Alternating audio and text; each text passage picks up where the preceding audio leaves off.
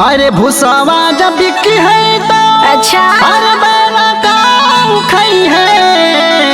अरे भूसावा जब बिकी है तो अरे बैला का खई है। अरे बैला का खई है।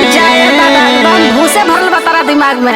बैला बेच झूला नीलाई तो बालमा, बैला बेच झूला नीलाई तो बालमा, बैला बेच झूला नीलाई तो बालमा, बुझला।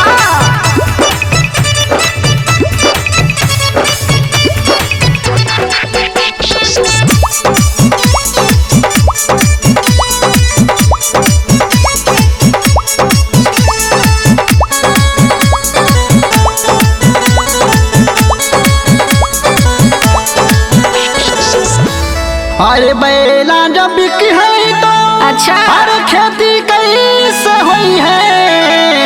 अरे बैला जब बिकी है तो अरे खेती कैसे हुई है। अरे खेती कैसे हुई है।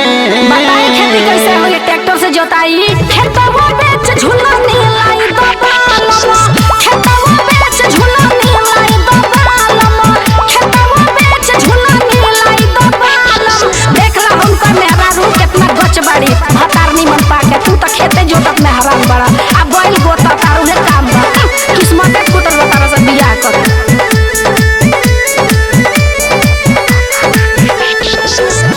अरे खेतवा जब बिकी है तो अच्छा अरे लइके गाँव खई है।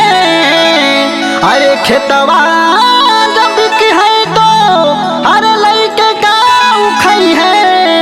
अरे लइके गाँव खई है। अरे का लइका लेके पहले बड़ा ना लइका ना चाहिए, झूला नहीं चाहिए। लइका बेच झूला नीलाई तो बालमा, लइका बेच झूला नीलाई तो बालमा, लइका बेच झूला नीलाई तो बालमा। अरे हम तोहरे के खिला लेम, लेकिन हमरा के झूला नहीं लिया दो, बुझला।